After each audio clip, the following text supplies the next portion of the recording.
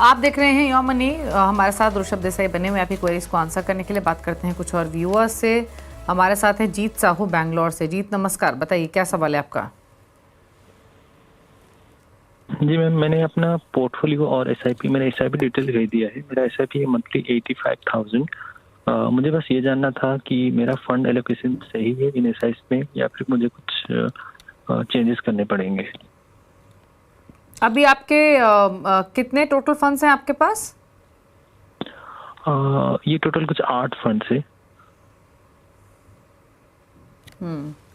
8 funds हैं, जिसे पराग पर एक फ्लेक्सी कैप 20,000, 10,000 ईच डाल रहे हैं। ICC pro large mid cap, Motilal Oswal mid cap, quant small cap, Aditya Birla mid term plan, medium term plan 10,000, क्वाल्ट multi asset, bank of India short term income 5,000, SBI contra 85,000 के SIP है। अच्छा, अभी आपने पोर्टफोलियो अभी बनाया है जी, ये पहले से इन्वेस्ट कर रहे हैं? कोई पोर्टफोलियो की वैल्यू है कुछ अभी? हाँ, टोटल वैल्यूएशन अराउंड 15 लाख की है। मैंने 2-3 साल पहले स्टार्ट किया था। तो करेंटली अभी मैंने एसआईपी बढ़ा के अभी 85,000 पहुंचा है। तो हाँ, मैं इंक्रीज कर सकता हूँ फर्दर बाई लेसे 10% एवरी ईयर। ओके, क्या सजेशन रहेगा इनके पोर्टफोलियो, इनके गोल पर? दीपाली जी, पहले तो मैं उनके पोर्टफोलियो पे आ जाता हूँ। देखिए, उन्होंने काफी क्लियरली उनका गोल लिखा है और ये गोल अचीव करने के लिए उनका समय भी काफी लंबा है। आई एम नॉट श्योर कि उन्होंने मीडियम टर्म प्लान और शॉर्ट टर्म इनकम फंड क्यों ले रखा है। I am not too aware of that. मगर अगर इतना लंबा समय है और आप रिस्क ले सकते हो, तो मेरे हिसाब से ये दो डेट फंड से निकल के आपको प्योर इक्विटी में निवेश करना चाहिए। This is number 1। नंबर 2 के आपने 2 क्वांट एएमसी के फंड्स ले रखे। मेरे हिसाब से एक फंड पर एएमसी होना चाहिए, क्योंकि जब भी हमने ऐसा भी देखा है कि काफी सारे फंड्स अंडर 1 एएमसी साथ में अंडर परफॉर्म हो जाते हैं। तो मैं चाहूंगा from a better risk return mitigation और particularly from a better risk mitigation point of view थोड़ा सा अलग अलग एएमसीज में डाइवर्सिफाई करें। तो फिलहाल पहले तो मेरा रेकमेंडेड पोर्टफोलियो ऐसा रहेगा कि पराग पर एक फ्लेक्सी कैप फंड, जो कि वो एग्जिस्टिंग फंड है, उसमें 20% एलोकेशन रखे। SBI Contra fund 20%, Motilal Oswal mid cap fund 20%। ये तीनों ऑलरेडी उनके एग्जिस्टिंग के पोर्टफोलियो में से ही मैं उठा रहा हूं। मैं अभी 2 नया फंड्स में इंट्रोड्यूस करने जा रहा हूं। DSP small cap fund 20% and Kotak flexi cap fund 20%। मेरे हिसाब से ये काफी अच्छा पोर्टफोलियो है, वेल बैलेंस और वेल डाइवर्सिफाइड पोर्टफोलियो है। अगर रिस्क ले सकते हैं तो जो उन डेट फंड से और मल्टी एसेट में से निकल के अब प्योर इक्विटी में चाहिए, तो आपको ज्यादा रिटर्न्स लॉन्ग टर्म में आपको ये पोर्टफोलियो बना के देगा। अभी मैं थोड़ा मैथ्स पे आ जाता हूं। देखिए, अज्यूम कर रहा हूं 12% returns for the next 15 years in equities. उनका जो 85,000 की जो एसआईपी चल रही है, वो करीबन 4 करोड़ 30 लाख वो इकट्ठा कर पा रहे।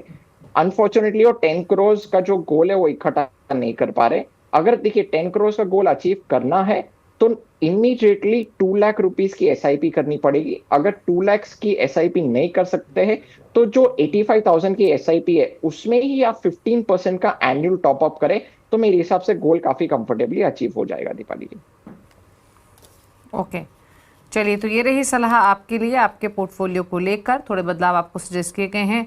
Motilal Oswal mid cap, DSP small cap, Kotak flexi cap, ये फंड्स आपको सजेस्ट किए गए हैं इन्वेस्टमेंट करने के पर्सपेक्टिव से। जहां से निकलने की सलाह है वो हैं ICC pro large mid, Motilal Oswal mid cap, quant small cap, Aditya Birla mid medium term, quant multi asset, BOI short term income. किस फंड में कितना एलोकेशन? एसबीआई कॉन्ट्रा में 20% कीजिए, बाकी 20% each Parag Parikh flexi cap, Motilal Oswal mid cap, DSP small cap, Kotak flexi cap में कीजिए। ये रिसल आपके पोर्टफोलियो को लेकर 4.25 करोड़ की राशि आप एक्सपेक्ट कर सकते हैं 15 ईयर्स में। वहीं अगर आपको 10 करोड़ चाहिए तो 2 लाख की एसआईपी लगेगी। सालाना 15% स्टेपअप करें ताकि आप अपने गोल को हासिल कर सके। ये आपके लिए सजेशन है। फॉलो कीजिए इन चेंजेस को अपने पोर्टफोलियो पर। अजीत की बात करते हैं। अब दिल्ली से इन्होंने सवाल भेजा है। इनका सवाल है इनके एग्जिस्टिंग पोर्टफोलियो को ले 10,000 के मंथली एसआईपी है। कौन कौन से फंड्स है पहले वो बता देती हूँ। SBI large mid cap, ICC pro flexi cap, Nippon India multi cap, Motilal Oswal mid cap, बंधन स्मॉल कैप 2,000 ईच है। 25 लाख का इनका फिलहाल पोर्टफोलियो का कॉपस है। सालाना 5 से 10% स्टेपअप ये करने का प्लान कर रहे हैं। 10 ईयर्स में कितना एक्यूमुलेशन कर पाएंगे और कैसे फंड से जाना चाहते हैं, बताइए सजेशंस। दीपाली जी, उनका portfolio is more incline towards growth, मैं देख पा रहा हूं मैं। देखिए मेरे सिर्फ दो ही पोर्टफोलियो रिलेटेड दो ही सजेशंस है, रिकमेंडेशन है। देखिए, instead of ICICI flexi cap fund, उसमें से आप स्विच करके आप ICICI prudential value discovery fund में आप निवेश करिए।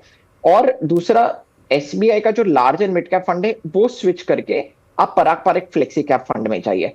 तो आपको large mid and small cap का भी अच्छा सा ब्लेंड मिल रहा है, plus it is very important कि स्टाइल डाइवर्सिफिकेशन भी होना चाहिए। तो आपको ग्रोथ स्ट्रैटेजी का भी डाइवर्सिफिकेशन मिल रहा है और प्लस वैल्यू स्ट्रैटेजी का भी डाइवर्सिफिकेशन मिल रहा है। अभी मैं थोड़ा मैच पे आ जाता हूँ। देखिए, मैं अज्यूम कर रहा हूँ 12% returns in equity for the next 10 years। जो 2000 की जो एसआईपी कर रहे हैं, प्लस 10% एनुअल टॉपअप कर रहे हैं, प्लस उनका जो existing portfolio which is around 25 lakhs, वो करीबन 84,40,000 इकट्ठा कर पा रहे हैं दीपाली जी। उन्होंने अनफॉर्चुनेटली कुछ मुझे लक्ष्य नहीं बताया है, सो सिर्फ पूछा है कि कितना अचीव कर पाएंगे। सो 84,40,000 प्री टैक्स फिगर है ये, वो at the end of 10 years at 12% वो अचीव कर पाएंगे। ओके, चलिए, तो ये रही सलाह आपके पोर्टफोलियो को लेकर। कुछ बदलाव आपको सजेस्ट किए गए हैं। आईसीआईसीआई प्रू फ्लेक्सी कैप से निकलने की सलाह है, उसकी जगह पराग पारेख फ्लेक्सी कैप रखिए। SBI large and mid cap से निकलने की सलाह है, उसकी जगह आईसीआईसीआई प्रू वैल्यू डिस्कवरी रखिए। तो ये बदलाव सजेस्ट किए गए हैं। 84-85 लाख का कॉर्पस आप इकट्ठा कर लेंगे 10 सालों में इस एसआईपी, एग्जिस्टिंग एसआईपी के हिसाब से। तो ये रहा सजेशन आपके लिए। चलिए, पूछ लेते हैं ऋषभ के टॉप 4 फंड्स उन व्यूअर्स के लिए जो ऋषभ की चॉइस के हिसाब से पोर्टफोलियो क्रिएट करना चाहते हैं। ऋषभ, बताइए।